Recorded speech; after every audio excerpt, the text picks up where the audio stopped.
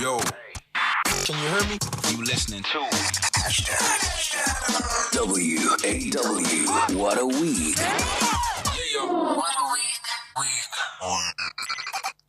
Welcome to Wow, What a Week. It's another brand new week. Most of the country is experiencing a heat wave right now, which sort of ties in with our show this week.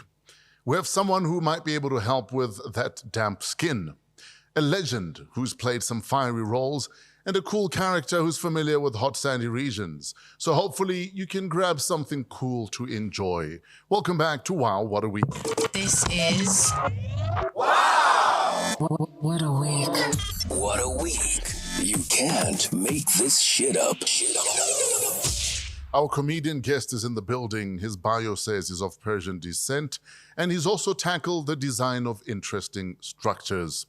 He might not be escaping mythical villains while carrying a magical dagger, flying off on a magical carpet.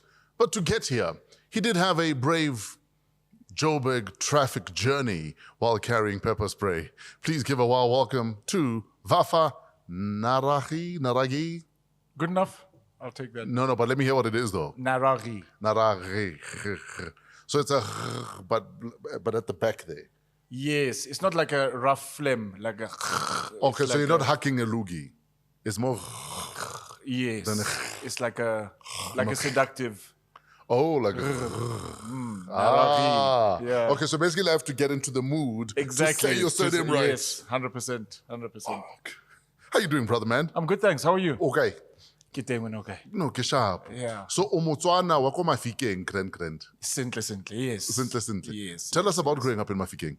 Oh, it was a beautiful place. Yeah. I was having a conversation with somebody actually yesterday Yeah. about how, like, growing up in the Nakota, like Mangope, it was like Mofokeng then was so free and safe. Like I grew up playing on the street, so every day you get home after school, you drop your bags off, Yes. and you go in the streets, and it was perfectly safe, and there was a community vibe, and I had that from grade 1 to grade 12. So unonna ko unit man. Unit 6. No, unit 6. Got the cheese boy. Got the big house room. Yes. yes. Did you ever stay there? No, I've never lived in Mofokeng. You know, it's wild though, because Mhabatho High had a reputation for having the most insanely beautiful girls. Yes. So in high school, I remember I was 16, 17 years old. We took my dad's Merc and we drove from Gaborone in Botswana all the way to Mofokeng, across the border, no licenses. We were 16, 17. Stole the car. I think we poured like $50 of petrol, which got us to Mofokeng and 50 back. pula. 50 pula, yeah. Which is 7 million Rand right now, yes. And we used to cross the border on Saturdays to go to Mega City, do our hair, do like an S-curl and cut at Sue's hair. Because there was no barbershops in Gaborone. No, there were. But Sue's was legendary. Okay. Like Sue's was legend. Like in Mega City, come on, dude. Yes, Mega yes, City yes. was before. It was like Mall of Africa. It was like Mall of Africa at the time. And from there, we'd sometimes go to Mhabatho High and try and pick up some girls. Imagine, dude. Oh, what a time. Exactly. No, it was it for me, it just brings back it's like such a safe space environment where it's genuine. It feels so real. Sure. I think things have changed slightly now because I think of like digitalization or just how the world is advanced and stuff. Or just potholes all over Mofokeng now. A lot has changed. And Somebody says they were selling cars in Mofokeng. I was like, how? There's no roads. How are you selling cars? No. Apparently, there's a car package a road package you can get. So it comes with road. Aha. Yes, but then so you they have to lay the assemble road it. right in front of your. So basically now what they're doing in Mofokeng is just like buying furniture at IKEA. You have to assemble the road as I hope you the drive. tender boys are listening. This is the next big thing. The tender boys would rather build a house and not complete it than try and build a road. It doesn't make sense why the roads are like that in the Northwest. It doesn't make sense. Yeah, because it doesn't rain that much. I don't know where the potholes are coming from. It's probably the big trucks, one. And when it does rain, the big trucks come and fuck shit up anyway. No, but there's no reason for big trucks to go through Mofokeng, actually. No, like between now, like taking is it the N, which one is it again that goes through Derby, and Swatrachens. I say N4. It's probably the N4. Was it the N24? The one that goes to Zirast and then Gaborone. No. There's the other one that goes through Derby and... No. You don't know the R back route. something. No, I know that route, but I don't know the name. R24. I think it's the R24 if I'm not mistaken. Yes. Okay. You speak Setswana, but you didn't have to. I mean, I know a lot of people of Persian descent that have You know a lot of people of Persian descent. that have been in this country longer than you, but don't speak an ounce of any African language. We were, I think, it was a survival thing. Yeah. Because I remember, like, first of all, our parents, when we got to Mofokeng, they were like, there's no Persian. You guys go out and learn about your people people outside. So we found the Tswana people and we're like, okay, these are our people. Yeah. So you had to learn Setswana. You had to learn Setswana. And I think in a way, similar probably to Gaborone and Botswana in a way, Yes. Mofokeng kids are unforgiving. Yes. Like they're not going to accommodate you with English, especially if you're 8, 9 years old. Sure. So they're going on speaking in Setswana. And Life carries on for them. exactly. And Yes. they're like, hey, Chief, you need to learn. Otherwise, we're not going to. Otherwise, uhasala. Yeah, exactly. So I think the first progression was they taught us all the swear words. They were like, you need to know this in case somebody else swears at you. And then Then you us can as a also say, collective, "Luwe no mare." something like that. So then how does comedy happen to a Persian dude living in Mofokeng and obviously needing to get out of Mofokeng to pursue this career? I think, I think the bio said it. I've never had such an interesting bio. Like your first bit that you said, I never heard it that way. So I am a structural engineer. Sure. I'm graduating with my master's in December. Oh, that's dope. So my parents were huge on education. They were like, go get that degree. That is why you are still graduating in December. Yes. So I can finally hand it over to them, and I'm like, now I'm free. I can Yes. go It's and like, do my congratulations, Dad. Exactly. There's your degree. Yes. So education was huge for them. So I left Mofokeng for education. Sure. Stumbled upon comedy only 6 years ago. And I think my love is like a layer below comedy, Sure. which is a love primarily for people. Ah, yes. I love people. I love diversity. I love learning about people. Sure. And comedy is such a beautiful art or space where you get to study people Sure. and talk about them and understand them better. So for me, it was like a perfect mix, and it's a little bit lighthearted, and the communicative form is acceptable by a lot. So it just a lot of things fitted in, and now I'm just like. In fact, you talk about how you love people, and I know that you spend a lot of time in East Africa. Yes. And that you generally have a Pan-African worldview. Tell us about your East African foray into East Africa, and compared to where we are here. Yeah, so I like earlier this year my intention is that I want to be a Pan-Africanist voice, Sure. a comedic voice, or I just want to speak to Africans in the whole continent. I'd want to be an international voice, but through Africa. Sure. And a big part of that is like, okay, I have a good enough grasp of Southern Africa and the people around here and the different cultures. I've lived in different places in South Africa, learned a couple of the local languages. And I said, okay, I'd need to invest the same amount of time into that. So initially I went to Tanzania, spent 3 weeks there in Dar es Salaam. Okay. So how does it work? Do you just pack your bags and go to Dar es Salaam, or is there someone you know there? So initially, I had some contacts in the stand-up comedy space. Okay. So that was easier. They brought me there. I did a show. And at the same time, I said, listen, guys, I want to hang out. Yes. I want to see the local places. I want to see the local people. I want to get to know the people. I want to get to observe, to see what's going on. And where possible, let me fucking build a bridge. Yes. I can do a lot. Where there's a tender, an accidental tender, I will just be grabbing it. Exactly. So I spent time there and then spent time in Kenya. And it's so crazy that as South Africans, I mean, you're adopted South African, but like as South Africans. I was going to say, though, how's your relationship with East Africans? Because your people came to East Africa to sell people initially, like 300 years ago. Botswana. Persians. No, not Botswana. No. Something like I'm a Persian. Like it is. Rona Botswana, we didn't go and take anything. Exactly. We are safe. So when I arrived there, I arrived under the pretense of Botswana. So it was safer. Okay, so you're not there as a Persian. Actually, the Persians didn't come to East Africa. Yeah. It was the It Arabs. was the Omanis Okay. and the Arabs. some of it's a part of like Pakistan and Persia, which they were also slaves that were brought to that region. Okay, so they were indentured. They're called the Baluch people. Okay. But the Persians themselves never ventured over there. If you want so you're innocent by association. Yes. Okay. Yes. But more innocent because I'm Tswana. That's the primary thing. And generally we run. Yeah. Still trying to get that right. That's why Mazulu run this place. You know, exactly, because we run away, they run the shit, we run away.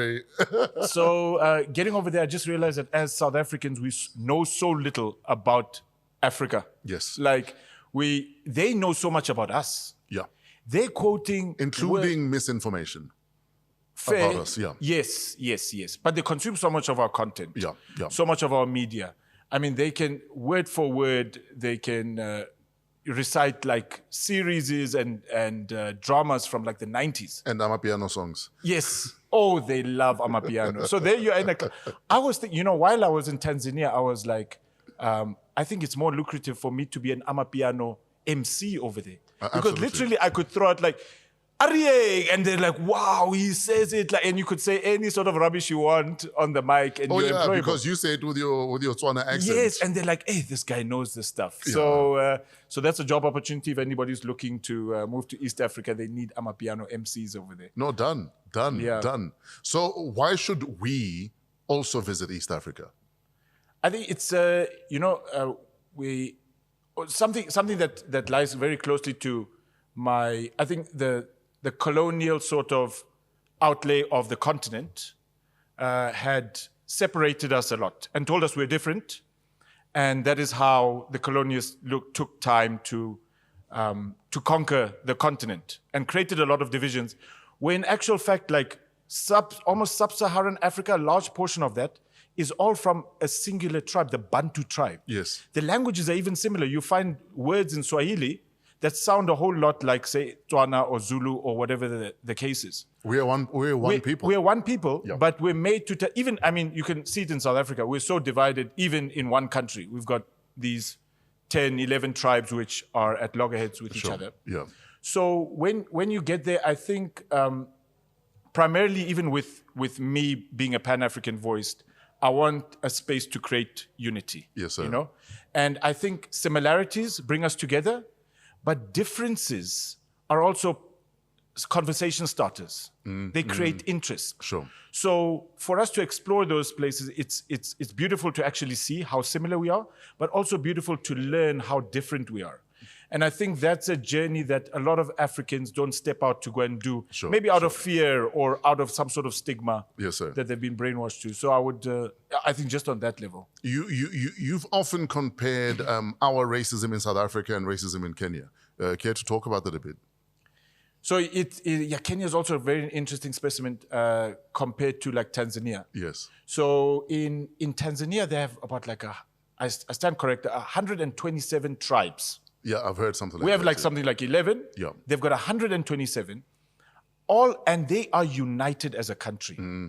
Because when Julius Nyerere came into power in the 60s, in their liberation, he said he did two things. First thing, he says, everybody speaks Swahili. Sure. Everybody spoke one language. Yeah. And then what he did is that he took people from the north, cut the tribe in half, moved them to the east, took the people from the east, cut them in half, moved them to the north. From the north, so he just forcefully moved tribes and mixed them. He did a forced mixture. Yes. And this was such a brilliant mind for at that time to envisage that this is going to be a problem 10, 20 years from now. Yes. And that's almost eradicated tribalism in Tanzania. Yes. So if you're a Tanzanian, you're a Tanzanian first. Like they have no problem with you're from this tribe. They don't identify with their tribes anymore unless you really want to get technical, but they're not attached to it. Yes. Meanwhile, in Kenya, very similar to South Africa, that there's quite a bit of tribalism as well. So, when one political party is in power and they're from a certain tribe, the other tribes don't quite support that. I hear and when that party's in power, then they get all their boys to get all the tenders or into parliament and everything. So similar to what's happening over here. And I think that that sort of stands in the way of the country progressing. Sure. But at the same time, I think, Kenya and South Africa are probably the closest to democracies on this continent where you have almost like freedom of speech. We can say anything we want, about the presidency, and so can they. So we've got those freedoms, but in certain aspects we don't have freedoms because we're fighting. So we still hold ourselves back. Yeah. So I mean, for me, even that, like being Tanzania and Kenya being so close to each other, but so different in terms of like their relationship with tribalism. Sure. It gives you perspective. Coming back here, you're like, guys, what are we fighting about? Absolutely. Yeah. Speaking of fighting, the other day in Parliament, I think it's after Parliament had been moved to the city of Cape Town, the City Hall. Was the Parliament still burnt? There was yes. that fire. Yeah, remember Mafe burnt it? Did they? So they convicted him. No. Let me actually get you up to speed. Yes. So mentally, we were told that he's not fit to stand trial. And then he called bullshit. He's like, I am fit to stand trial. And he admitted that he burned Parliament down, is the latest, basically. And so Parliament has been sitting in the City Hall in Cape Town. And President Ramaphosa was giving a State of the Nation address. And the EFF rushed the stage, basically. And then eventually they were carried off, as they tend to get, carried off. And the same Parliament have decided that the EFF have basically fucked up, and they've been found guilty. And Malema and some members of the EFF have been told, you must apologize directly to President Ramaphosa. I am looking forward to that. You think it's going to happen? That's what I'm looking forward to. And my question is, what happens if they refuse? Then what? Or they do that apology and then like immediately after that, like withdraw or something like that. You know how? So I'm interested in seeing this apology live, dude. So this is that initial raid of the stage, not or it happened again recently. Sorry. No. So it's the initial one where they bum rushed the stage, basically. Yes, and then yes, security yes, obviously had to be called in. Yes. Because, I mean, you're rushing a stage where the state sitting president is standing. But you see that happen all the time in like, what's it called, in the parliament in England? Don't they have those fights? Not like that. Not like that. Ah, okay. So I'm okay. curious to see if they will apologize. But also, apparently the salaries for February will be docked. So Valentine's next month will be a bit rough. Will be a bit rough, but you know when you're... And it's so ironic, the EFF wear red, so no Valentine's Day for them. It's going to be a black Valentine's. No, but at least the overalls exude love. You know what I mean? But I'm looking forward to this apology. Because for me, it's then what happens if they refuse to apologize? What are you going to do? Yeah, and that's pre-elections. It's such a tense time. Exactly. They won't submit. I don't see it. I don't see it happening. I don't see it at all. Now you must apologize to the guy that you body shame about his nose. No, it's not funny. It's not funny. It's just like, what are they going to body shame him as they apologize? I think so. I think it'll be an underwinded apology. Okay, yeah. I'm looking forward to that. Okay, I'm sorry then. Like, I'm sorry if you insist. You know those apologies. Sorry. Sorry. It's like, why also call? Sorry. Yo, that is one thing like I love about Tswana people, and specifically like to get a Tswana woman to apologize to you for something, it'll never happen. A so Tswana woman, okay, sorry, fine. No, a Tswana woman will never ever apologize unreservedly. It will always come loaded. Yo. It'll come loaded. Like, I'm sorry if we hit a heel. Exactly, like it's your problem. It's your problem. Like, why are you making your problem? Why are you making your weak emotions my problem? Yo. No. Dear Tswana women, it's okay to apologize unreservedly sometimes. Yeah, but I think maybe as Tswana men, we also need to toughen up. The problem was when we ran away from Zulu men 300 years ago, Tswana women were like, we're tired. Maybe comments conference, we need to discuss this, guys. We need to pull up our socks. So we need to make up for running away. I mean, dude, 300 years later. My great grandfather was a chief in the Rustenburg area. And dude, we ran all the way to the south of Botswana and then kept running up to near the Zim border. Yo. And then we expect our women to apologize. And Mazulu didn't even leave Soweto and you guys were running. You're like, gone. So we ran, bro. We ran. Anyway, so do you travel a lot? Which city would you say is your favorite city currently? to live in. So if you had an option, I can pack my bags and leave. Which city would you relocate to? I think so I spend most of my time in Cape Town, so between Cape Town and Joburg. Cape Town for me is just like such a nice, like for me, I just feel calm, at ease over there. Okay. But because maybe I spent so much time over there. Okay. So also I went to university there, so I've spent a lot of like my formative years and I feel comfortable over there. So basically, almost on our There's this hilarious video I saw by Sia Mapumulo. Yes, sir. Where he this exchange between him and a white guy who's speaking Zulu. Yeah. So they're like, oh, Mlungu wena. Sure. And then so he's like, no Mlungu, but emsebenzini andikho Mlungu. Sure. Like kuko Mlungu we're India. So they're like, okay, Mlungu we're India, because like Mlungu can be boss. Exactly. And can be white person. Yeah, absolutely. So as Motswana, you can also be a Lekhoa once you have made it. Dude, I hate that, eh? I hate it when I get to a filling station. Lekhoa laka. Lekhoa. I'm like, no. Or they're like, Ngamla. Sure, Ngamla. It's like, no. Come on.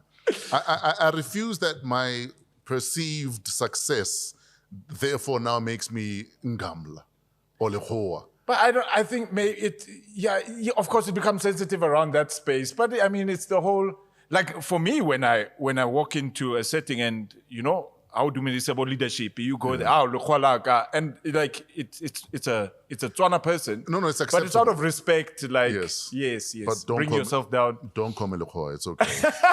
Yes, they sent us to good schools and whatever else, but do not call. You can call him Lekhoa. His hair is halfway there, but not this one. Kiwi fresh. Ne? Are you dating? No.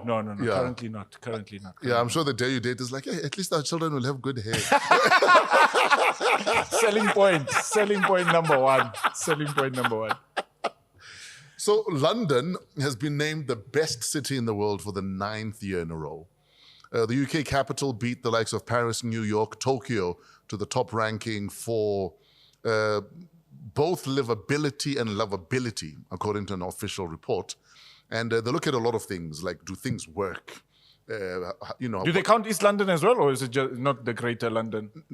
Not East London, Warona. It's not included. Not a single African city was polled for this. So clearly we don't. So we weren't even on the voting register. We don't count. Hey, that's an election we should look into. No, it doesn't make sense. Because I'm sure Cape Town would have been in the top 10 or not. You know, London is very peculiar because I've only ever been to London when I was much younger. Yes. So I don't remember much, and was visiting family. Yeah. Wholesale, back when Iranta was something, you know, now it's too much now. It is wild that £1 used to be £2. Yo. It is wild. Bro. And now what, 2080, 25? No, 26? about 24-ish. It's just Mr. Forex. £1, like £1 used to be £2, bruh. Used to be 1 to 2. That's crazy. That's crazy. The fact that I lived in an era where it used to be 1 to 2, and I was in high school at the time, and you're looking at it now and you're like, what the fuck actually happened? Yeah, we should have bought Forex then, huh? And just hang on to it. And then just hang on to it. Just hang on to those pounds. Now look where we are now. Yeah. Jeez. No, but speaking about London, a couple of my friends who have lived there, they've got mixed feelings about it. Sure. They say the most amazing thing about London is the people. Sure. So I'm like, okay, basically London is full of non-English people. Yes, and they talk about specifically the African diaspora. Oh, yes. So I'm like, okay, so you went to London to find Africa? Or to find Jamaica. Yes. Yeah. So I think it's probably similar to Joburg in a sense, because here it's a melting pot of so many cool people who come here for work. But the place itself, good tense. I don't know if we integrate the way they have in London, though. So, for instance, some of the best food I've tasted in London is in a smallanyana Jamaican cafe, for instance, or in a smallanyana Pakistani cafe, for instance. But everyone is still living together, if you know what I mean. I don't know if we integrated as much as London has integrated. Okay.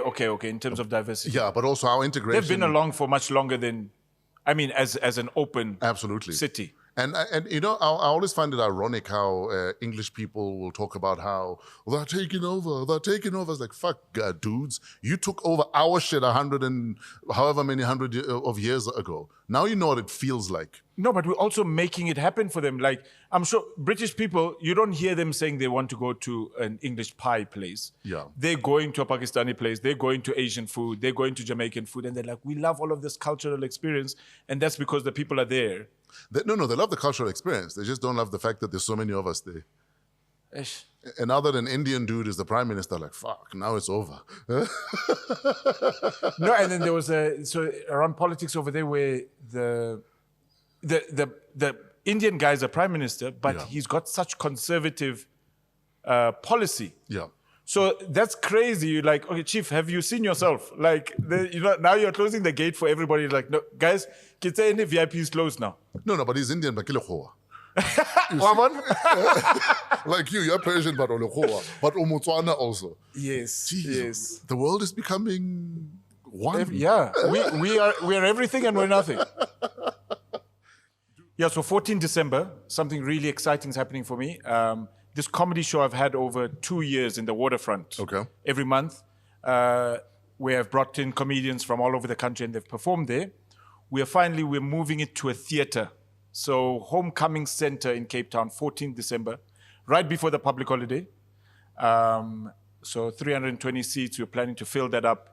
And this is just going to be almost like a springboard to bigger and better things in 2024. That is so dope, dude. So typically a show like that, what do we expect from you?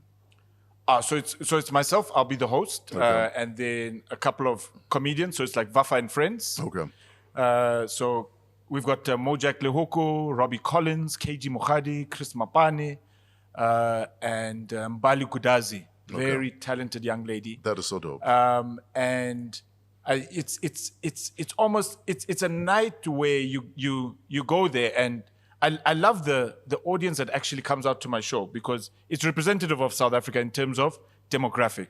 Yes, sir. From all over the place, and they come into one place, and you come there with such an open mind, and you allow the comedian to authentically share whatever story, and you're with them. So you're so present within those 2 hours. And you get to laugh, you get to learn, you get to connect. And it's such an amazing sensation once you leave that show. Or that's been the experience over the last 2 years. So that theater one is just going to be, for me, crazy. So I look forward to it. And actually on the 14th in the morning, I'm graduating at UCT with my master's degree. So my parents are going to be there. I'm going to put on my gown and then walk with that gown. I'm going to hand them the degree and be like, okay, Kiberekile, this is yours now. Your flight leaves at 6 p.m. when my show starts at 7 p.m. Or are they coming to the show first? No. So the graduation is in the morning. Oh, okay. They're gonna go with me to UCT. Yes, sir. Go for the ceremony. Yeah. And then later is the show. I don't know if they're gonna attend the show or not, but I think they'll be convincible after I've handed them the degree. Okay, so a master's in structural engineering. Yes. Are you gonna practice? Probably not. Jeez. Do you want it? I will take it. Bro. I wish I could sign an affidavit to give it to one of my tenderpreneur friends in Mofokeng who's just got a matric and who needs this to get the tender. I think the people of Mofokeng deserve qualified structural engineers and people that can actually get the infrastructure back to what it used to be. So please do not sell your degree, Vafa, please. I think I'll have more jobs in Gaborone. You guys have bridges on top of circles and then a tunnel underneath, like, We're trying to confuse the enemy in case we have to run again like 300 years ago. So Exactly. So yeah, so that's really exciting for me in December. And then 2024, I wanna go across the country. So tour around the country, come to every small little place, maybe even Gaborone. All right, we'll wait for you. If the border post is open. But you can build one, dude. Yes. That's the thing with being a structural engineer. If like there's nothing, I'll build it. I think one day my dream is to actually design, build a stadium, and then perform in it. Oh, yes. You can do that. Like you can be the opening of the stadium. I was even thinking of, those unfinished bridges in Cape Town? Maybe just have a show at the edge of the unfinished bridge. I think it'll say like how I haven't taken my structural degree seriously, but here's a show on the unfinished bridge. That is deep. Ladies and gentlemen, that is why he does the comedy and the masters, and some of us don't. Please make some noise for Vafa Vafa. Nobody messes up my name. Now you. Vafa Naraghi. Exactly.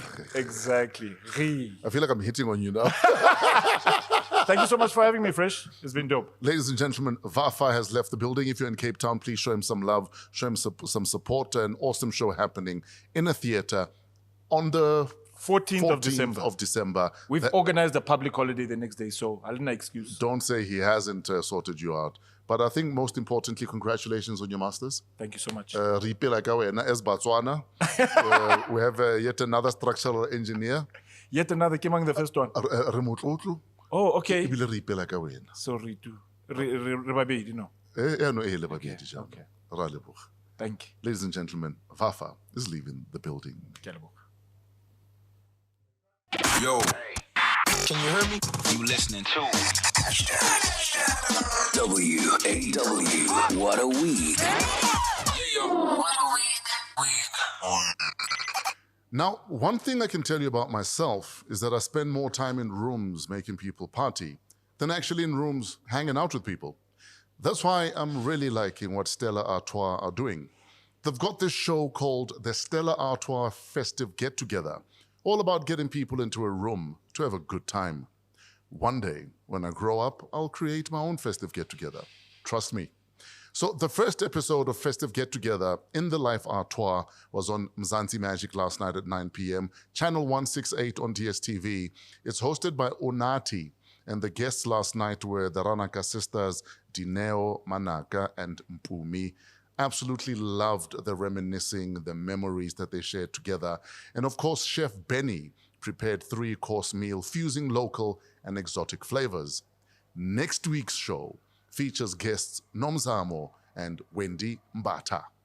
Mover and shaker this week is one of the sisters.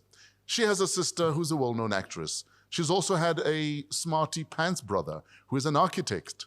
She's someone who didn't just retire to the sidelines. She's making headway with her own career in a somewhat unique way, and she's here to share that with us and perhaps fix my face. Please give a warm welcome to Mover and Shaker, Wendy Mbatha. Hello, Wendy. Hi, Fresh. How are you? How you doing? I'm fresh. You were nervous earlier on. Why were you nervous? What's going on? I'm speaking to you, bro. I'm speaking to you. I should be nervous. I'm speaking to you, bro. You know when you have to sit down with somebody that's... You're not older than me. You're just a bit old. You're there. Yeah. But I've seen you. Sure. I've seen your success. I've seen you making us dance all the years. So I respect you. Oh, thank you. So I have this belief that when you respect something, Yes. you become nervous. That's why And not because you're scared. Yes. It's just... It's respect. I hear you. Yes. I hear you. Welcome, Wendy. Thank you. Thank you for having me. So last night I was watching the Stella Artois show, watching the Ranaka sisters just talking about, siblinghood, reminiscing. Tell us about your siblings from your point of view, your perspective. I'm an older sister. Yes. Each and every, the 4 of us have a 7-year gap. Yes. What were your parents celebrating every 7 years? As my mom, I don't know. But when she actually explained it to me, she said, when there's a longer age gap, Yes. you tend to respect each other. Ah. Okay. It's the same as her siblings. Sure. When there's a longer age gap, you respect each other. You give each other that respect that one deserves. Sure. So with my 3 siblings, we are best friends. And we respect each other. So every 7 years you knew to expect another sibling, or you were not counting? I was not counting, but when the little one came, I was like, Another one. And I was not expecting. I don't want to lie, I was not expecting. But when he came, I was like, because when Zamane came, I was in grade 8. I was like, Yes. huh? You went to the shop again. You went to the shop again, Mama. So with my siblings, we just siblings, Yes. but most importantly, we friends. Because I have this belief that says you can't have friends first outside before inside. Absolutely.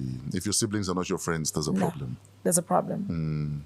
But surely it's also okay, though, that if it's not working out with your siblings, that you look outside. Because it's not a given that your sibling will become your best friend or that your sibling will become family. Sometimes we find family outside. Unfortunately, sometimes we find family outside. That is true. But I believe that in the long run, you need to make it work because blood is everything. We might say that you can find a relationship or a friendship or whatsoever outside, but family is everything. But that's all you have. Yes. Is it true that firstborns have it difficult and that lastborns are spoiled? The lastborn in our family, he's like a firstborn. He's very strong. Sure. I've learned that I've been strong all these years. Then I actually realized when years went by that Exactly. I need to cry in front of them. I'm a girly girl. I'm a girly girl. And it's okay. It's okay to cry. I've always said that when I speak to women that it's okay not to be strong. It's okay to cry. It's okay to say, can I be the middle one now? I'm tired of being tough and not showing you guys my softer side. Or of having to be the example. At all times. Yeah. Why can't you all be like Wendy? You know? She's strong. She doesn't cry. Wendy. And it's not an achievement to hide your emotions. You know what I mean? You just triggered something. I hide my emotions. And often we expect firstborns to be that person. What exactly did I trigger? Because I saw you paused and now your eyes are shining. To hide my emotions. Why do you hide your emotions, Wendy? I'm old. I'm an older sibling. I used to tell myself that they can't see me weak. Sure. They can't see me cry. Whenever they have something to lean on, it has to be me. It doesn't matter what I'm going through. It's only earlier this year where I was like, Nomzamo kunzima. Athi kunzima kanjani kuwena? But when you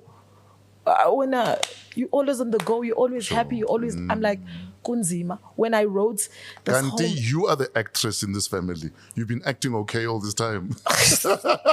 I've been acting okay, and there's certain things that I wasn't okay about. So when I wrote her, I always tell her, hey, there's this thing and this thing, and she'll have an answer. But when I wrote her this message in detail, she's like, for the first time, she said, angazi ngithini. Closed the door in my bedroom. Akala for the whole day. Uguthi, I hardly show Zaman. Zaman is a baby. He's a baby than the baby. Sure. He's very tender. They always say the middle child is 100% tender. So I can't tell him what I'm going through. I'll tell Nomzamo, then tell the little one. The little one will be like, but you tough. Yeah. But yeah, just pray. You always have an answer. God has an answer for you. Yes. Are you allowing yourself to feel now? Bit by bit. The first thing that I told myself, Sure. I'm not strong anymore. I've never been strong. I've acted strong. I've let things You slide. deserve the awards, not Nomzamo. You've been acting and you convinced everyone. That is true. I actually convinced everyone when things were like, I'll be like, no, Wendy, put your head up. Exactly. I know how to, when social media did their things, because they do their things. Tell us about that, your social media journey. It's been hard. I've paid my dues. So what was the problem? Being Nomzamo's sister. And being Zamane's sister. I've paid my dues for that. People, they make sure that the comparison, first, it starts with the comparison. Sure. The beauty. Mara Nomzamo muhle now. Am I a vegetable? Because a vegetable where you say lihle limbi. No. Exactly. I always say you guys are the people abangena kuma siblings kanje. Ningena kanje. You create resentment between us by comparing us. By comparing us. Even parents sometimes do that. That is true. But Tina, we are blessed with our mother who loves us equally. Absolutely. She doesn't have somebody that oti lo we favorite. We are one. So social media has done me wrong and has done me good at the same time. Because my marketing when it comes to social media is here. But with the bullying, wow, women. All I can say is wow to other women. How do you deal with the bullying? You know what I say? Do you switch off? Do you pray? Do you cry? I don't cry. Do you find a sangoma to send lightning to people? Never, sir. You know what I do? Yeah. I look at somebody else's profile. Sure. Usually it's people that I grew up with, right? I look at them, I look at their situation that they are facing, then I say, I'm living imasem dalayako. Exactly. I'm living the life because it starts with somebody aktande, it follows with envy, then hate, then it goes back to envy. So they love you, they want your attention, you don't give them. They envy what you do, they hate you, then it goes back to envy. Then they ask themselves why God is giving them and not me. But we grew up together. Sure.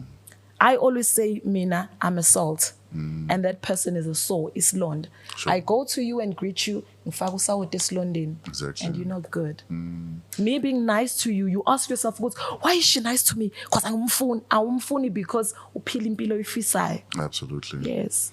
And I think it's a thing a lot of us do, sometimes even subconsciously, where we think because you were faster than someone in primary school, or you were better than someone else at maths in high school, or someone was always failing in primary school, therefore in adulthood, You're going to make it. that they're not going to make it. And then it almost in your back of your mind, you're like, why is this person succeeding when they were so dumb in primary school? Because we think your inability to do trigonometry in high school is the sum total of who you are. Yeah. Or we think because when you were a Bari in high school, you're going to be a Bari for the rest of your life. Yes. And sometimes that bullying that you endure in primary school or in high school is actually the building blocks that prepare you for the rest of your life, and for you to fly higher than those that put you through the same shit in the first place. And we don't realize that. That's why we then become miserable. That why is Wendy doing so well, man? I was better than her, or I was prettier than her in primary school. Why I are won you Miss talking about Ellerines. somebody? You know what I mean? You just nailed at somebody that I know. You're a sangoma yourself. You just nailed at somebody that I know. Yeah. Yes, I was smart. But God blessed me in a way that I was smart academically, smart also streetwise. Sure. So when I was smart in high school, they never expected that she would never make it. It's only a schooling. Sure. Yeah. But I say, Puma, it's impossible. on the street. On the street, she's not going to make it. Yeah, can't. Because she was not fast verse with the boys. Yeah. But she'll never make it. Yeah. But at the end of the day, look what God did. He gave me, He shows up. and he does show up. But he's very smart. What I always say about God is he gives you an idea, Sure. he installs it here. He gives you a time frame. Hori, I'm going to give fresh from this year to this year to use this idea. Sure. If you don't use it, he takes it to someone else, and he makes sure that he takes it to someone else close to you, that idea. I need to enough fresh, you're going to hate him or her. Idea. Imagine I'm Exactly. but God installed it. That's why I say God is smart. Don't sleep on yourself.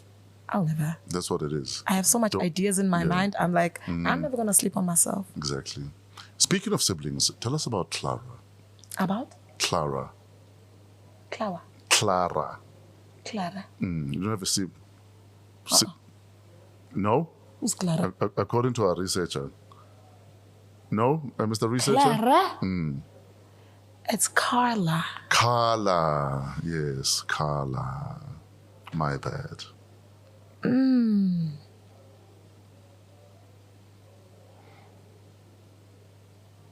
Oh, wow. Askies.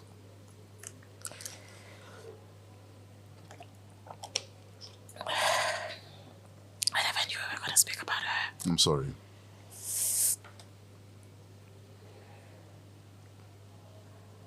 Ooh.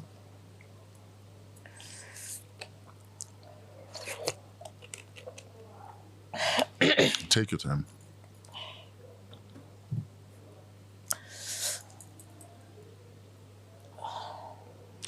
Please, could we have a tissue? Thank you very much. That's Dominique, guys. If you saw her on camera, she's not single. Thank you very much. Thanks, Dominique. We love you. Thank you. Carla. Carla. Yes. Carla Sibongile Pereira. Our little cousin who passed on. What I can tell you about Carla, today she would have been next to Bontle Modisel like this. Sure. She was a dancer and a mover. You would give her hip hop, uti Carla, shy hip hop dancing. She kills it. Yeah. Carla, do you kwaito? She would. An angel. That's all I can say about Carla. Sure. May her beautiful soul rest in peace. She was an angel. She was a glue. What did you learn from her? I learned from her as young as she was that you live your life like it's golden. Oh, yes. Never guarantee on a tomorrow, but today make sure that you respect today and live it. Sure. Live each day like it's your last day. Yes, live each day like it's your last day. She will make sure that she dresses to kill each and every day. And you know, there's that saying in show business that each show you do must be like it's your last show. Yes. And unfortunately, we almost refuse to live life like that, where sometimes you give 20% and you think that's enough.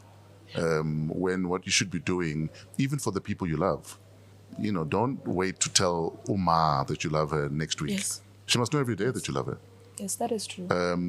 You know, you must remind yourself every day who the hell you are.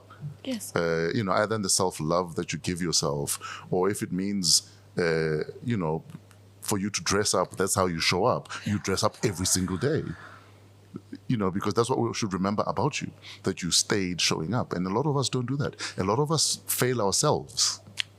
No. By not showing up for ourselves. I make sure that I dress up every day. I even write a caption, I treat my streets as a runway. Absolutely. I dress up. I love dressing up. Sure. Let's talk about Wendy the businesswoman. Wendy the businesswoman. Yes. I'm the owner of NCC Skincare Products. Okay. Owner. Can you make me pretty? Yes, I can. I can make you glow. Ah, damn. I can make you glow. Guys, I'm about to glow up. Next week on the podcast, you're going to think it's a new present. Can't it's me on NCC. I'm going to make sure that you glow. I also have Wendy Online. So who are you targeting with your skin product? Every gender. Sure. Every race. I just want people to have confidence. Sure. Because there is nothing that kills somebody's confidence more than their skin problem. Oh, yes. Especially women.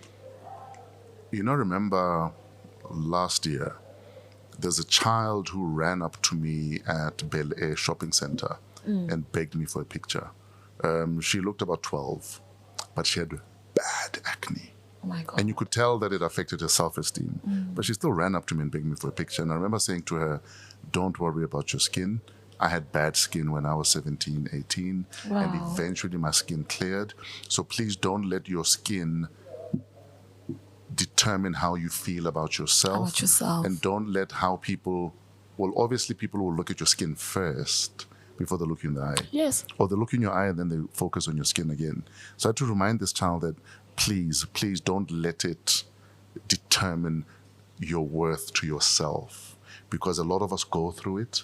I went through it when I was 17. My skin was bad. Like it was bad.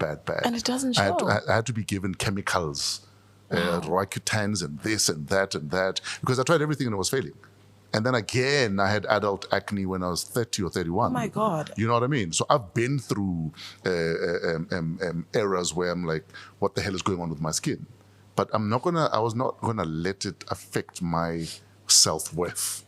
And I think it's important that we remind our kids of that that your skin is a process, not a process, man. It's a phase you're going through. It's a phase. It might be hormonal. It might be one of a million things. But they don't understand. And they don't understand. They don't understand. You try your level best to explain it to them that this is a phase. You find a mother so stressed. Wendy, my child is 13. I'm like, no. It's okay. Yeah. She's supposed to have that. It's part of the journey. Yeah, just give her salt water. She's Sure. going to be okay. Absolutely. I also give my daughter salt water when she has those little pimples. But it's okay.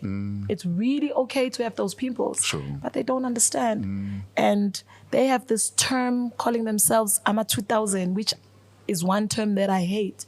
Why do you hate it? Excuse me. It's one term that makes them think they are superior. Oh, I hear you. Or they're bulletproof. Yes. They can do as they please. Yes. They feel they can do as they please. They're bulletproof. It won't happen to me. Yeah, they feel they can do. They feel they can do as they please. I always say I wish I can have a one-on-one Sure. with 100 of them. Babuze, what do you want? They think they know, but they don't know. But when we were 15, 16, 20, we thought we knew. But we thought we know. I agree to a certain extent. Sure. There were still limitations. Yes. And there were still lines we didn't cross. And we knew we're gonna get this Sure. Yeah. from our parents. Now it's, Banama rights. now it's illegal. It's illegal. Banama rights. I tell my daughter, you Banama rights. Not in this house. Girl. Or your parliament must raise you then. Go to parliament, they'll raise you. Banama rights. You're not gonna do as you please. Yeah.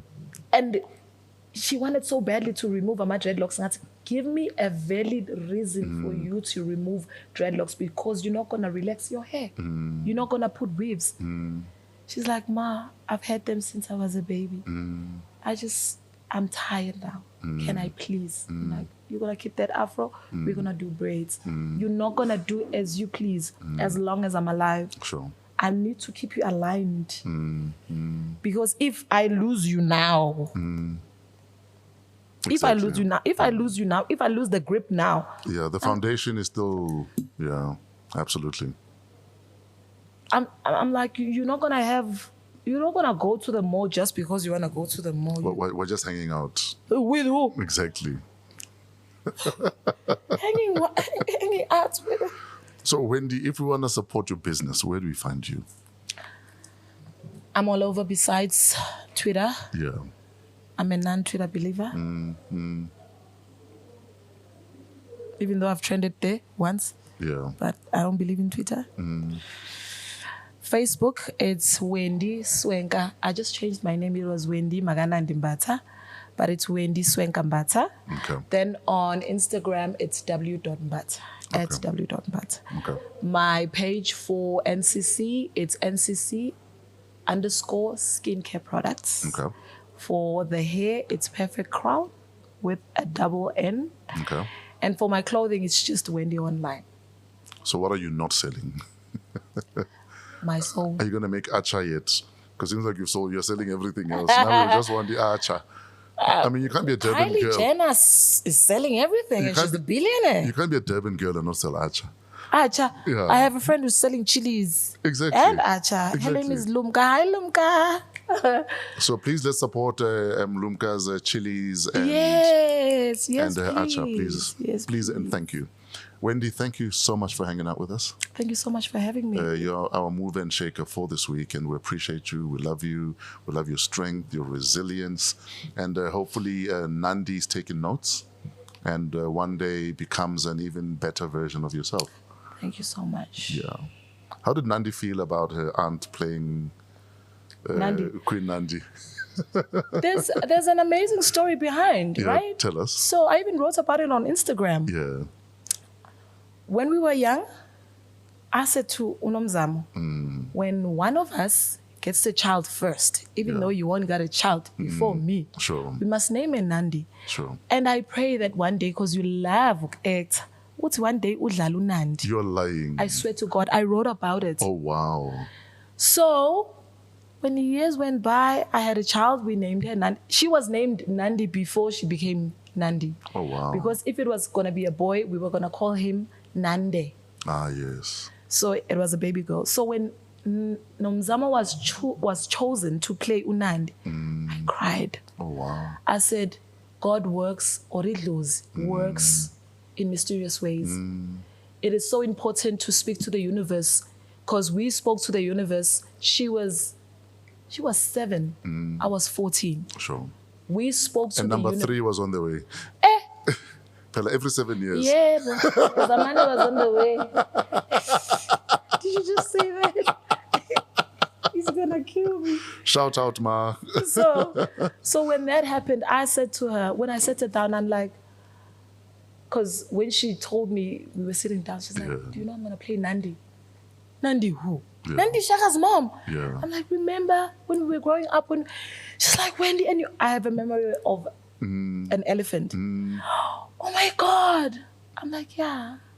We spoke to the universe and the universe listened. Showed up. And it showed up. I said, I always say to her, "Ngiyazigqaja ngawe," which means I'm proud of you. Yes. In another level, I always tell her, ukuthi ngiyazigqaja ngawe ukuthi whenever we are home, uzamo awuyena unomzamo. Exactly. Even Uzamani is not Uzamani, Uzamadi when he engene gateini la Yes. kagogo. You leave everything at the gate. They leave everything. Absolutely. They leave everything. I'm like, I'm proud of you, ukuthi you have never shielded ukuhlonipha abantu. Yes. Awukazi ukususe. Yabahlonipha abantu. And God is still going to take you somewhere far. Wendy, thank you very much. Thank you very much for having me. I appreciate everything about you. It's a pleasure. I'm here speaking to you, sir. And the tears. You really touched. Ladies and gentlemen, Wendy Mbatha is about to leave the building. This is What a week. What a Week. Celebrity Guest. Celebrity guest. Welcome back to WAW What a Week. Our celebrity guest is in the building. Last week, I mentioned that I want to get going on my memoir that Proverb is going to publish. Usually, one of the initial steps is to recall what you've done, or in my case, some of the most memorable interviews. Well, I can tell you that today will definitely make a significant entry, and that's before we even start. Our next guest is not just an icon in the arena of South African performance, he's also a force in helping to heal and build the people of this country and this continent. Please give a warm welcome to Dr. Jerry Mofokeng wa Maketa. Bra Jerry. Thank you. Ntate Sikwane. Le kae bra Jerry? Ho monate man ho jwang? I'm so happy to see you, sir. Ntate, I will say it 1,000 times. The interview you gave me has healed and informed this country, even way into Lesotho and other places. It's always an honor to talk to people who know how to own the airwaves. Oh, yes. Yeah. And for context, I interviewed Bra Jerry on Metro FM about 4 or 5 years ago. And people to this day talk about how the interview impacted them. Yeah. What are some of the stories people are sharing with you based on that interview, Bra Jerry? The fact that I found out who my father was at the age of 58. Yes, sir. There's a lot of people walking around with false identities. Oh, yes. And to this day, people, I've received a lot of correspondences from men and women who say, I know who my daddy is. My mom will not let me talk to him. All sorts of things. Yes. So those kinds of issues mean a lot. But also, I think the statement I always make, don't rush to become a star. Rush to become an artist. Oh, yes. Then there's longevity to what you do. And butleva bupatal. Exactly. Hi, abupatal. You can tell that Bra Jerry ke Grootman van Tuka. He uses words like correspondence.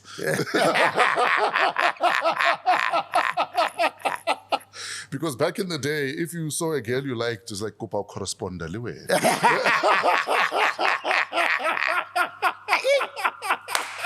No,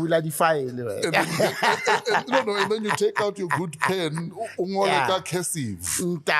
Or time and ability allows for me Yeah. to jot down these few words. Yeah, we memorized those things for our love to be bitterness. Absolutely. But Jerry, for people that are not aware of that journey you walked, discovering who your father was when you're almost 60 already, Yeah. please just briefly take us through that journey. For a long time, I had felt that I was not who I was told I was. Yes. And my family had started praying with me. I was restless. I remember ke bua le moruti Krale Kwaku Velcom. Yes, sir. And we spoke right into the evening. He had a similar journey because he was called Kral, which was his mom's surname. Yes. And so he could relate to what I was talking about. And we went praying way into the night. And in God's appointment, 10th December 2014, 10th December is my wife's birthday. Yes. Here I am, Woolies in Bloemfontein. Dumela, my brother. Dumela aus. Ntate kere ngwaneso kere ka nnete ke wena ngwaneso. Eventually she says, Jerry, what I'm saying is ntate wa ka ke ntate wa hao. So we share a father. Yo. O tseba ntate Motlepu, Dan Motlepu, Mageta. And that's when the journey started. Oh, wow. It was a long journey, painful one, but the day my mother told the Mofokeng family, no, ke nnete, ke ngwana Mageta enwa. I wrote in my book, my mom gave birth to me twice, physically and in my identity. But the second time was probably more of a freedom than you knew you needed. Yo. I will thank her until my last breath for that. Why did you not resent her when you discovered almost in your 60s that you're not who you thought you were? Because resentment is easy. It's ready. Yeah. First of all, the theory is, why did she take a short left? Bontate ba rona ntate wa ka ona own a shop ka mo Phomolong e bitswa Hololo. Bontate ba rona during those days, a black successful rich man was more busy outside than at home. Oh yes. Mosadi is lonely in a marriage. And so my mom went through that, and then that is what she chose not to abort me, despite the insults and everything that she went through. So they knew at the time They knew. that Papa is not Papa. They knew. Ntatemoholo wa ka came from Lesotho, and and they have their own way of Massaging the thing. you know, and he said, makoti wa ka ha tswe ka tlung ena until a tswa ka lekese. Oh yes. Divorce is not an option. It's not an option. And so those two people, my mother and my grandfather, I am eternally grateful to. And growing up, rona matsatsing a rona ntate Sikwane, girls who fell pregnant, ba ne ba romelwa ko di relativeng kwa ko gole. Ha gutla ha re tsebe hore she was pregnant. Exactly. And ngwana o tseba mme wa hae ele ausi wa It's a sibling. Yes. It's your child. I knew my mother was my mother from day one. Obviously, it would have brought more honor to the family had she aborted you. It would have saved her face, would have saved her husband's face, but she opted not to. Yes, sir. Has she told you what the thinking was at the time? Because it was unheard of at the time. Yeah. That I'm pregnant, but it's not my husband's. Yeah. But I'm keeping this child. Yes. Yes. She says I made a choice. I I made a choice. Whatever the cost, I made a choice. You know, Yes. and she stuck with me. After it all came out, she says to me, ke a tseba ho bohloko hore taba ena e tswele ka ntle, e tsebahale. Fela, ke ne ke sa robale. I couldn't sleep for all these 59 years. And I've been asking myself, how am I going to tell him? And how will he take it? And do I take this to the grave or not? You know? And had it not come out, the possibility was that she would go to the grave. And please understand that she was 84. Wow. That's a burden to carry for 59 years. Yeah. But she did. And that's when my book, I'm a Man, was born. Yeah. And that's when you were reborn. Yes, sir. Yes, sir. What's in that book, I'm a Man? And is it still available? It's still available. It's still available. It's my journey. Yes, sir. I speak a lot to men. And I say, your birth certificate doesn't make you a man. Yes. It confirms your gender. It confirms your age. Doesn't make you a man. You can even have children that you're not fathering. You're not necessarily a man. You can... Yeah, your fertility doesn't make you a man. You're just fortunate. You can down as much alcohol, you can do those things that are false signifiers. You're not a man. Because are out. Yeah.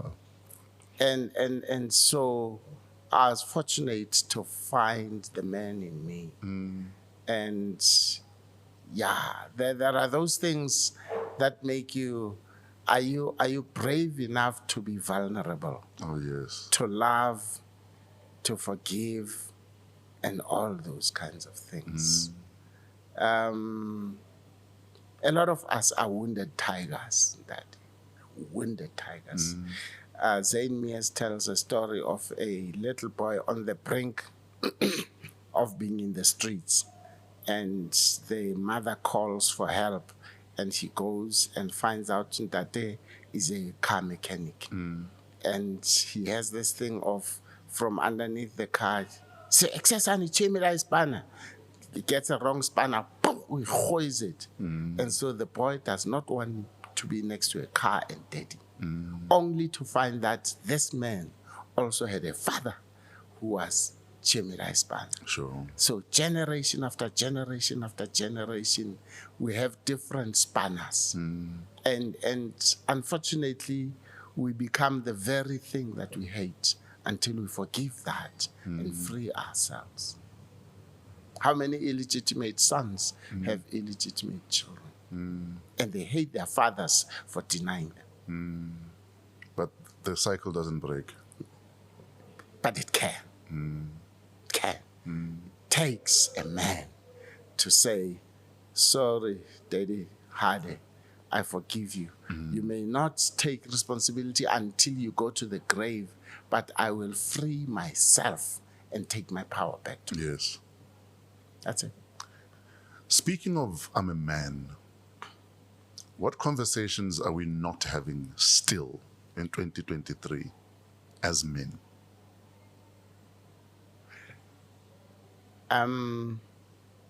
One of the things that we're not doing with each other is to hold each other accountable.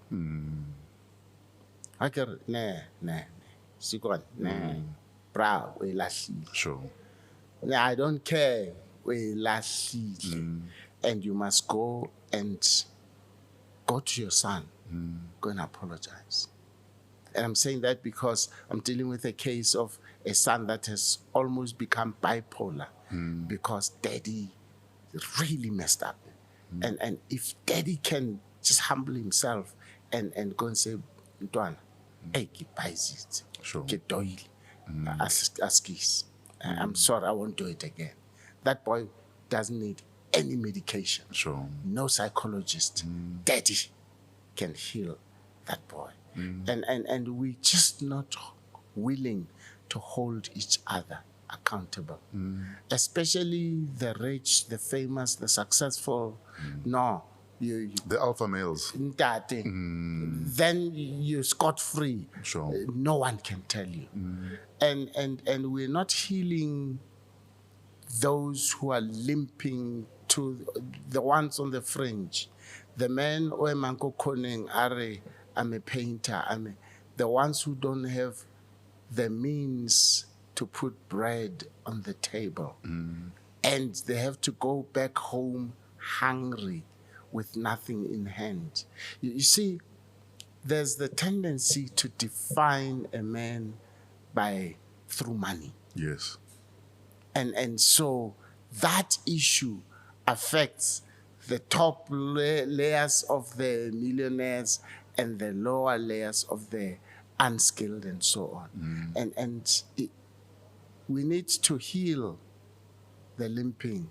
We need to hold accountable the ones at the top.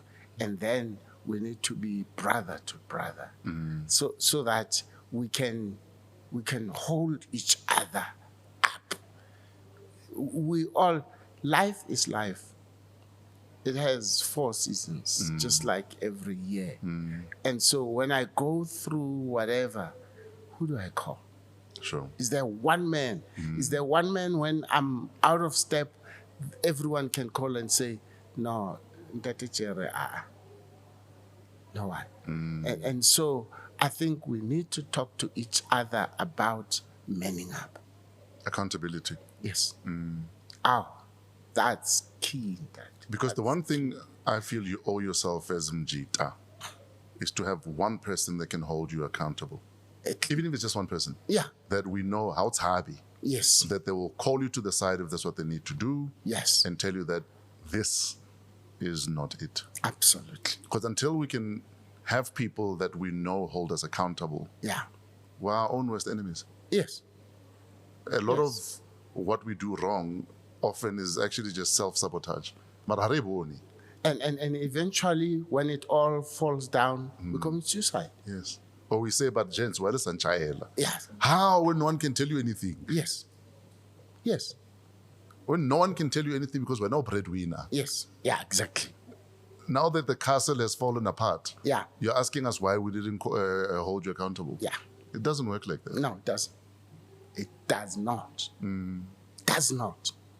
Do you have, besides holding you accountable, somebody you can celebrate with? Yeah, yes.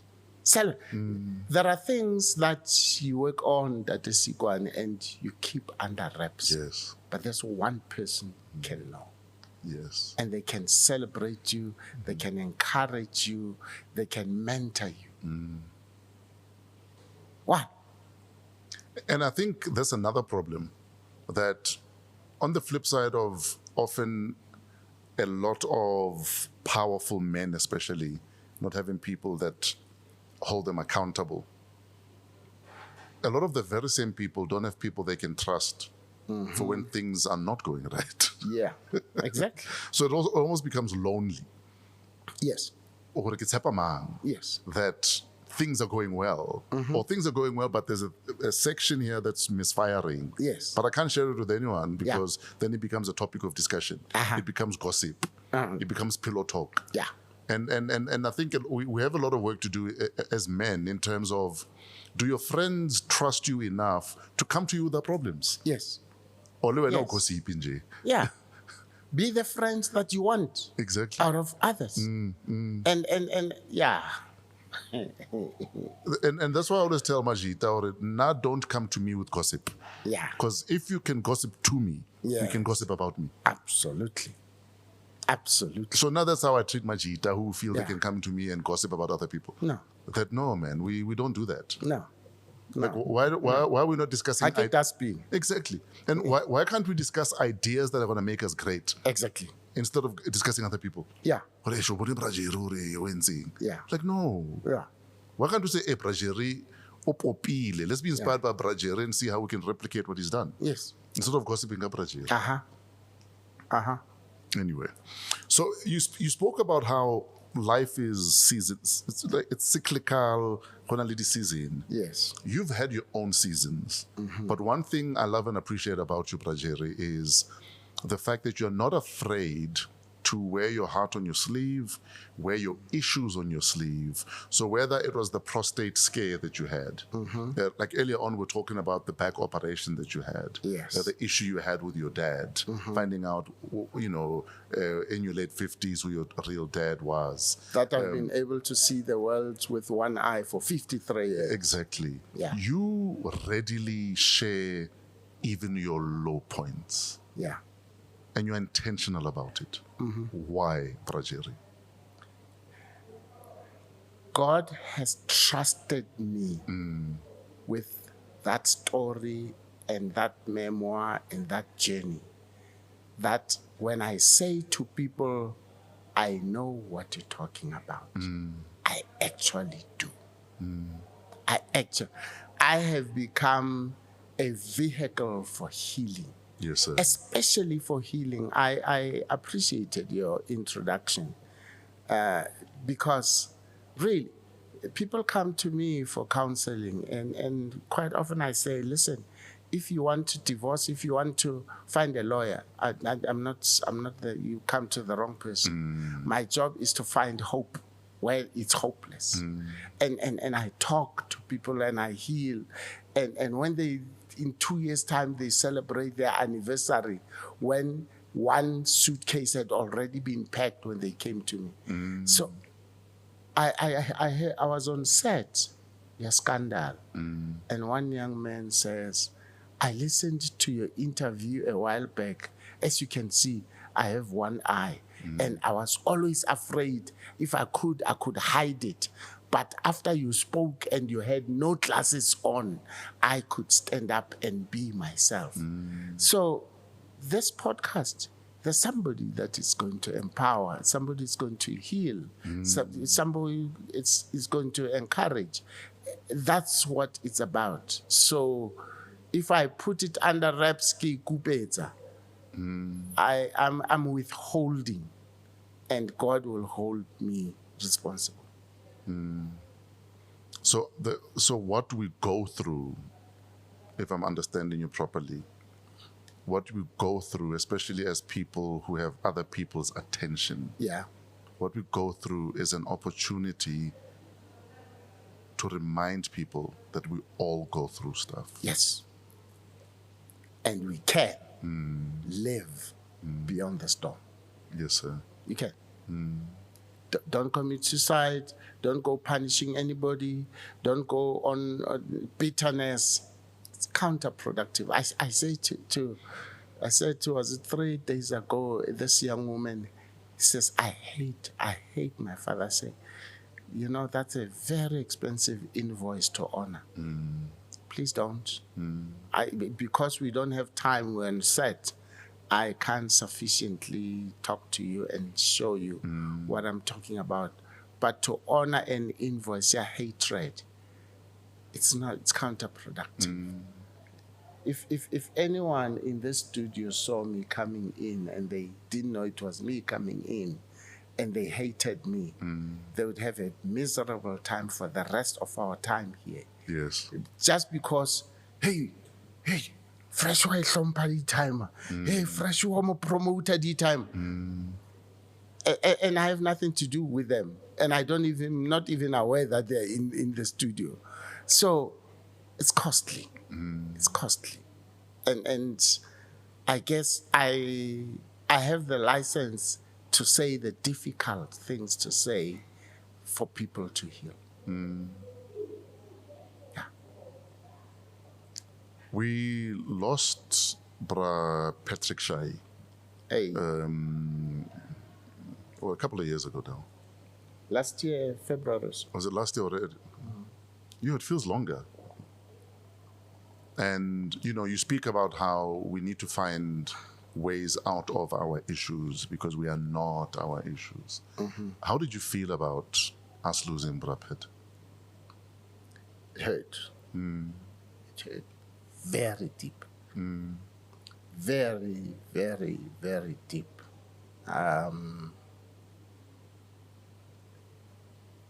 I don't know if you saw the first production of The Fighter. And I saw Patrick Shy towards the end of the play take his hat off, and give that speech. Oh, man. And subsequent to that, I acted with him on films and TV dramas and so on. The respect he had. Brajeri. I directed him, is it 20 meters away from here into the market? And I directed him in a play with Motsabi Jele. You see, Fresh, why it's easy for me to come when you call. I love giants that are down to earth. Down to earth. Kore, motho sa o tsebeng will never know until bamlela ke ena o Fresh. Ke kopa self. But until then, they will not. Haba kopana lo ena ko high, ko motseng, ko Botswana. They will not know. Because you're not a bloated ego driving or walking everywhere. And Patrick was a friend and a colleague, disciplined and professional. And there was that relationship. And sometimes I felt he had too much respect for me because he had the breakthrough in theater before me. Ah, yes. But I was fortunate that when I went into theater directing, the giants, Bo Owen Sijake, Mpomolepo and others, they allowed me to direct them. Oh, yes. When you are a big artist, you are more directable. Because you get it. Absolutely. You understand all its work. Ntate, I've worked with Jonas Kwangwa and he took every little direction. Hugh Masekela, Sibongile Khumalo. I've worked with giants. I've been fortunate in that way. And so the departure of Patrick, I had an inkling that he was sad, that he was going through stuff. And before we could have an opportunity, then he left. I wish he had spoken sooner. Lena, I wish I had listened more intently and made myself more available. Because he had made himself vulnerable to me. Ah, yes. Which is one of the things we need, to be vulnerable to someone. Sure. So that you can get help. Someone you can cry in front of and it's okay. Absolutely. You should be able to say, I blew it. I blew it. I had dinner with somebody yesterday who called me because he had lost a lot of money out of an unfortunate deal. And he said, I just want to sit and eat and laugh and have good company. Yes. That's all it was. And we need people like that. Yes. But Patrick's departure hurts. I remember when myself, Lee Euphonic, had to go through our false rape accusations. You know that one of the less than 10 people who picked up the phone and called me was by Patrick. Nalebra Patrick were not close, but there was mutual respect. Yes. And we'd meet each other and we'd be able to chat and catch up like we'd never been apart. Yeah. But Pat called me. We had a 1-hour conversation. Yeah. And check a fella and talk and Yeah. to see how are you. Exactly. How are you? How are the kids? How are you faring? Are you coping or sharp? Do you need to talk? Do you need to meet? How are you really? Yes. Close mask. Yes. Close celebrity. How is Sikwane doing Exactly. today, right now? Absolutely. And that is important. It is. How's Brajeri doing today?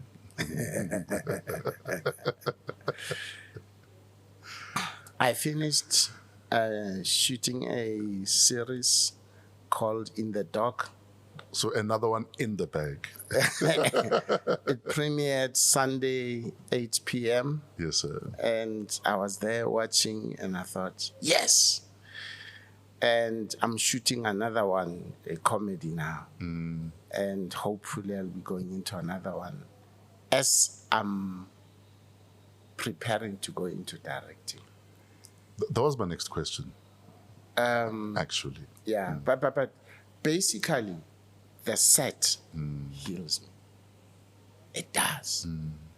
And I don't know whether you guys are whispering to each other. The number of interviews these days just says, maybe I'm doing something right. I feel honored. I feel acknowledged. And I walk around and people point. It costs me nothing to make people happy. Nangu IFP. Nangu Duma. There's no mokgeti. So I'm good. I really am good. And I'm excited about the future of directing for film. And So you're a qualified theater director. that's what I got my master's in. Yes. The same industry your mother was not too sure about. You went and became a master. Ke lo etsa di-catch. Ke a university ke lo etsa di-catch. Ke tseba ho bua because ke a debater ke etsang ha ke lo ba lawyer kapa moruti. Exactly. It's in di-catch. It's in di-catch, ngwanaka. And you're like, Mama, I'm going to become a master at this di-catch you're talking about. So you're transitioning into directing TV and movies now. Yes, sir. Let's talk about deciding that, okay, it's time now. Because often we downplay our own greatness to our own detriment, that we are almost scared to step into what is a logical transition. Your next logical thing to do is precisely this. But often we die not having walked that next step because we're scared. Yes, you've had an illustrious career. On diagnosis, no. No. What scared. I waited until I was 67 to do this because I was afraid. You're scared, yeah? I was scared. I was scared to fail. I was scared to make a fool of myself. Because they'll be watching you now. Absolutely. Yeah. And I just thought, who is it that gets everything right the first time and every time? Yes. There's no one. Exactly. Even in theater with my masters, I've had a few flops. So I'm going into it. I'll have a few flops, but the one thing against give me a script and give me an actor. I'll give you magic. Now I take it from the naked eye to the lens. Yes. That's the transition. That's the transition. The eye has this wide angle lens that sees everything. It's almost like 60 degrees in front of me. But now this one, it's like 20 degrees close up and the camera is panning. It selects more than the eye can. Yes. I know I can give you lighting specials and things like that to direct your eye in theater, but I can't quite do it like the camera can. And it's all about perspective. Yeah. Are you excited about the new journey? Yo. Absolutely. It's still scary. Yes, sir. But if the butterflies disappear, I shouldn't do it because I don't respect it. Exactly. And it'll show me flames. It'll show me flames. That is what people look at you and say, Amarna, DJ Fresh, he gets behind the mic. He's like a sangoma. He just blazes. He just, how? It's so easy. And they try and do it. That mic exposes them. Exactly.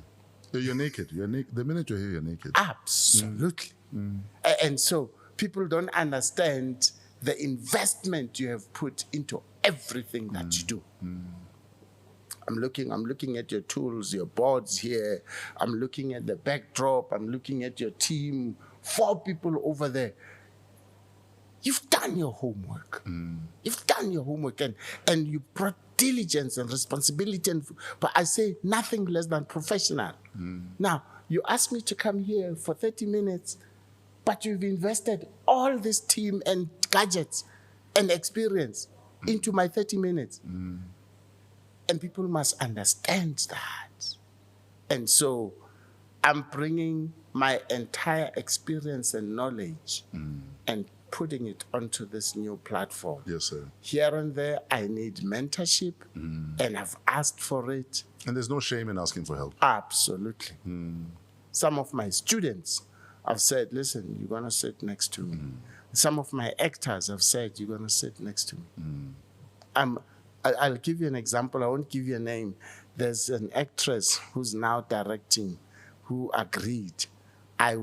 They're shooting in Cape Town next year, March. And I am going to buy myself a ticket, buy myself accommodation. They'll take me to their set. You're going to be an intern. For a whole week. Yes, sir. And we will be planning together how to shoot every scene and everything. That is nice. And when I think about it's something, I say, this is how I do it. And she said, that's exactly how I'm going to do it. Then I've tested myself Yes, sir. in front of somebody that the industry trusts. That's what it takes. But I take my ego there, dead. It's over. Dead. That is it, Kwani. Anybody who's teachable will go far. Yes. Be a sponge. Oh, man. And you'll never stop learning. Absolutely. The minute you think you know everything, then you might as well die. Because life is it is. You've become impotent. Exactly. We can't, even a stone might absorb water. Yeah. We're now. Yeah. The excitement I'm seeing now in your eyes, on your face, as you speak about this new journey, it's the same excitement and love that I've always seen on your face when you're with Mama Claudine. Tell us about that rock that's in your life, Bracheri. Let me tell you about just a few things. Yes, sir. As a newly married, one of my mentors, hey, Jerry, yes, son, hey, why now? And she's not far. And she waits for me to disappear and goes to the mentor and said, sorry, were you saying that to Jerry? You can't talk to him like that. He's my husband. He's the father of my child. Yes. You don't talk to him like that. He's a man. Yes. In his own right. Yes. I would not have challenged that man. Oh, yes. She did. You? Anywhere I go in her family, before I'm a celebrity, I'm just a matriculant, in an NGO. Yes. She puts me in the first table. Yes. I am a VIP in her eyes. She taught her family and her colleagues and everybody to respect me. Ah, yes. I got... Is that why you married her within 2 years of meeting her? You're like, oh, it's a keep. 18 months. 18 months. That was it. Yeah. After we get married, she sees me restless about this thing of acting. Yes. She says, you're going to be a problem to yourself and to everybody because you're not following your passion. Go to school. I go to school. I can't draw. There's a design class, Vets Drama School. She helps me to draw. Oh, wow. And then the fridge is empty. We're going hungry. And I think of that verse that says, a man who can't support his family is worse than a scoundrel. And I want to drop out. She says, you will have failed yourself and me and God and everyone that believes in you. And I was in university for the next 8 years because she said that. Because of her. And she was working as a nurse locally. And when I got into New York, she was at Harlem Hospital. Harlem Hospital. It's, if you think Bara is in trouble, try Harlem. Especially Harlem back then. When black people were less seen in the US than they might be now. And then I was teaching here at Wits, and 12 boxes of books from the US. I really suspect somebody mischievous. The whole floor burnt with supposedly 12 boxes of my books. I think they burnt my office and then the others caught fire. She goes to the kids and says, listen, Daddy is not doing well emotionally right now. So when you see him short-tempered and whatever, it's not because he's like that. It's not personal. It's the wound. So please don't take it to heart. I only got to know about that about 5 years later. She contained peace and sanity in the family when I had lost it. What do you do with such a person? I'm sure you want to marry her again if you could. Oh, man. And again and again. I keep saying, are you sure they asked for enough lobola?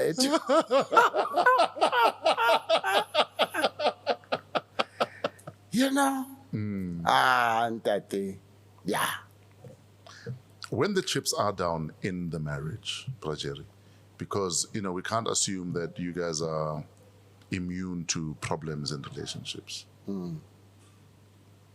How do you resolve them when I Mama Claudine? Oh, Claudine just says, hey, Jerry, I'd like us to talk about something. And she'll give me tea and we sit down. I'm almost afraid of those moments. Oh, so when you smell joke or you know, okay, we're about to talk. And she has given me the permission to say to people, when you relate to your partner, you must always pass the love and respect test. Yes. I don't care how angry, scarred, wronged she feels, she will always pass the love and respect test. So fight with love, fight with respect. Absolutely. You're not saying don't fight, because you will fight. Yes. But is there love and respect? You know, do you kuza your partner kalerato? Yes. Or are you hateful and vengeful? I want to hear when. No. Yeah. The same, you know, she calls me sweetheart. So, sweetheart, but I think you're just being too angry, you're forgetting you're a father. It's and it's not your character. Please go and think about it. Sometimes I feel judged, and let me explain why. Yes, sir. Where I would wake up still angry or with a grudge, she wakes up and she is bright. So a new day is a new day. A new day is a new day. We've been married 43 years. I don't think I've passed the test like she does. Yes, sir. Oh, and she passes it every time. I swear, I'm the one more. He knew I needed a Claudine in my life. Yes, sir. Yeah. When last did you tell her just how much you appreciate her and what she's been to you? I did it through a radio interview last week. I did. Just nationwide. I did. And don't worry, my eye is also crying. I don't think she'll see this podcast. When is this podcast? She will see it. It will be up tomorrow at midday. And it will be up for the rest of our lives. So she will see it. Yeah. In fact, you can tell her into that camera. But let's see if you can still Mac. Yeah. See that? One art. Yeah. Simple and straightforward. You don't need to do one extra thing. Just you being you is enough to heal me, to affirm me, and to make me the best of me as an artist and as a man and as a father. Cheers, Brother. Now you understand why Mama Claudino is like, I will marry you after 18 months of meeting you. Brother.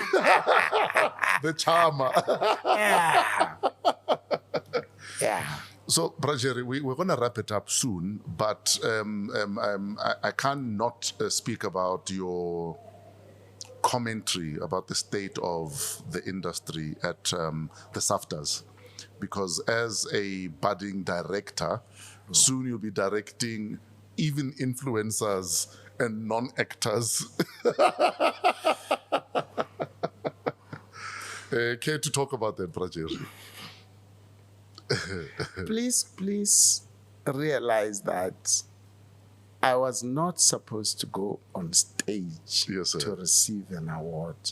I had done my duty of handing over a Lifetime Achievement Award.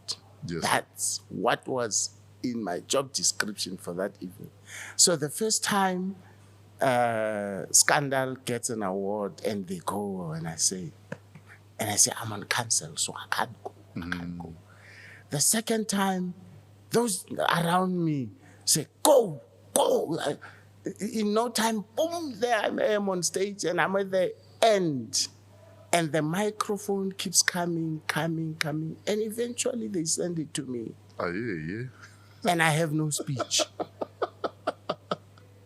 That speech escaped out of me. Hey, but it did. slipped out of your mouth. It slipped, it jumped out of my vocal cords.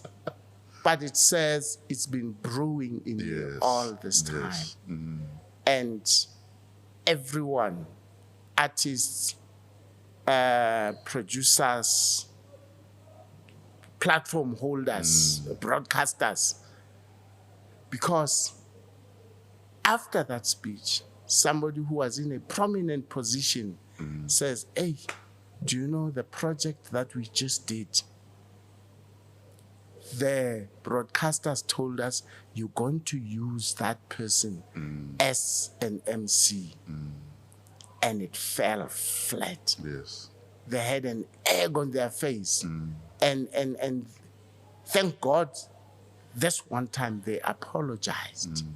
But the broadcasters tend to do that. They want to prescribe who you should cast on the basis of their following. Exactly. Let me say, Oli, I'm going to say this because you told me this story. Oli says she gets on set. She's an actor par excellence. And then she's acting next to somebody who's an influencer. And she hoys. And then they say to her, please tone down. You are upstaging. Imagine, dim your own light because someone is not willing to brighten up. This is the person who comes 1.5 hours late. Yeah. They don't know their dialogue. Even at makeup and what have you, they're still busy with their phone. And they get away with it. Yeah. They get away with nonsense, fresh. No. Enough is enough. And thank God no one has done that to me as a director in theater, because they'd get it from me. Yes, sir. So I don't know what's going to happen now when I direct, but it's interesting, Hore, the 2 productions that I have been in since that, Yes. I've been acting with actors. Yes. And I went to the directors and to the producers, said, thank you for letting me act with actors. Because here's the thing, that my performance here comes from the strokes you throw at me. Yes. Give me so I can give you. Absolutely. Yes. And that's how acting is. It's, like. we're waltzing, we're dancing. Absolutely. If you give me 0, where am I going to dig up 100?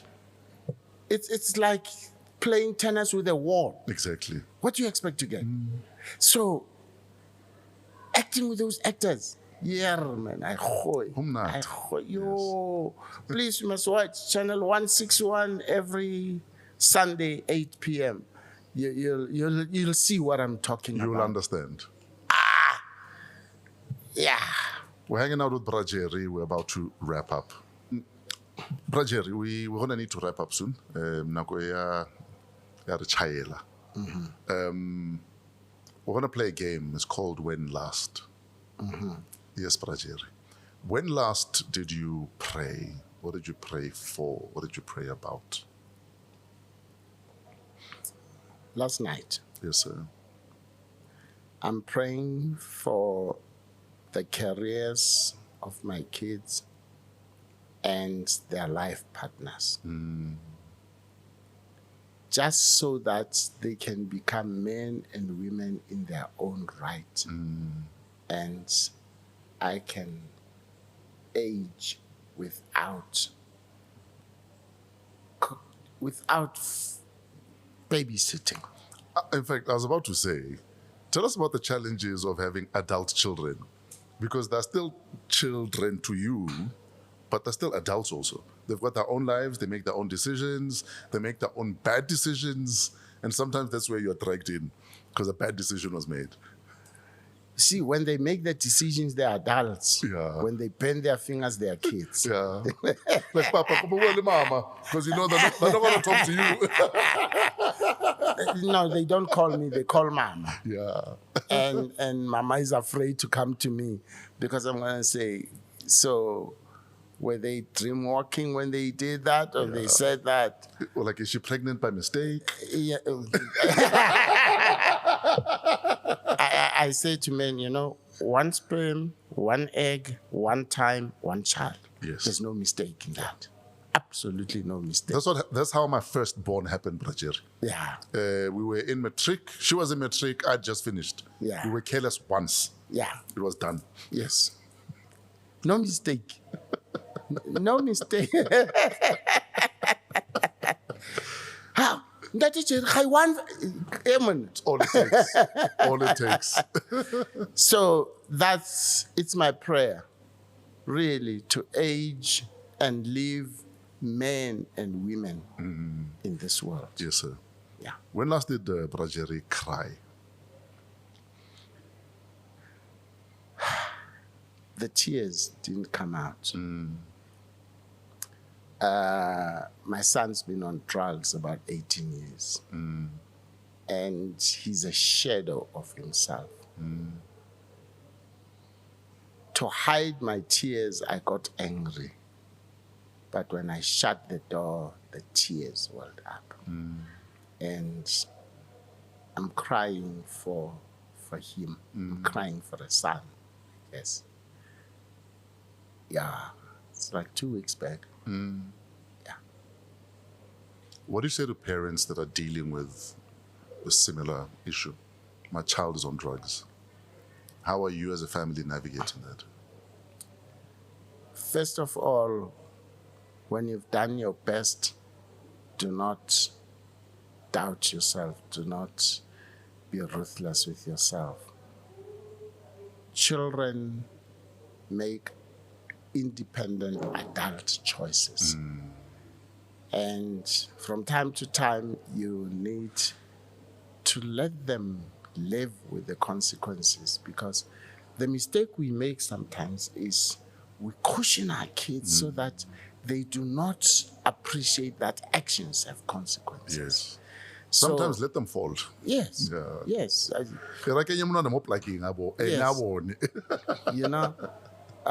In the Bible, there was an Absalom. Absalom. David's son. David. Imagine Absalom being Madiba's son. Yes. And he stages a coup against his own father. Yes. And insults his father. So when adult children make unfortunate choices, do not blame yourself.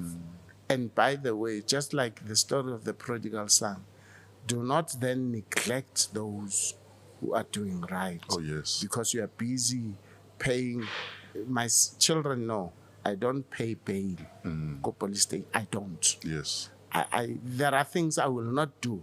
You take responsibility for. I'd like to state categorically to my children, inspired by Bra Jerry, I don't pay bail. Yeah. Just learn that starting today. Sorry, I just wanted to tell my children. I don't pay bail. I don't pay bail. My son was arrested with holding beer in the street. And he made a plan very quickly. I got to hear about it long afterwards. Because he knew not to call you. I don't pay bail. No. You should know better and do better. Full stop. When last did you feel like I might lose her this time in your marriage?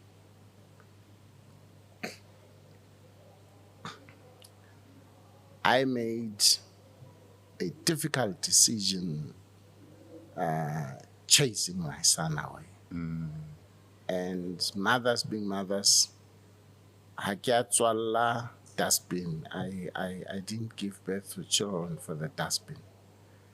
And I think my wife was depressed. And I couldn't push too hard to say, please get medical help, because it would be like, no, do better so that I'm not depressed, instead of telling me to get medical help. Don't outsource me to the medical profession. When you might be half the solution. Yeah. And that was this year. And sure that I went to a seminar about 5 weeks ago, and the doctors say we should make it normal to ask the question, have you considered committing suicide? Because there aren't huge signs when people are going to do that. And that's when I thought, should I ask my wife? Should I ask her? And I didn't. Because I just saw she was going through a hard time. I know she's deeply committed to me. It's just those decisions where we don't see eye to eye that she might feel, yeah, and I can be stubborn sometimes, because you see, when making New Testament, it's grace and mercy. Yes. As you sow, you reap. Yes. Now it's time to reap. Why should we have a conference now? It's tough love. Yes. And tough love, unfortunately, is not a democracy. Yeah. So why should we have a conference about that? So that's where the difficulty has been. Yes, sir. And I just thought, Lord, I mean, if I lose my wife, I'll feel guilty. I'll feel responsible. Yeah. Brajere, I could talk to you for 5 hours, like I've said before. But we just wanted you to come in so we can remind you of the titan that you are, of the inspiration that you are, of the lighthouse that you are for a lot of relationships, for a lot of men who are in the murky waters, the dark waters, or whatever they're going through. We all need a lighthouse that reminds us that there is light here. Yeah. And you are that for a lot of people, Brajere. So I just wanted to thank you and appreciate you and honor you. And just thank you, Brajere, for the man that you are. As Old Testament as you are, we still get where you come from.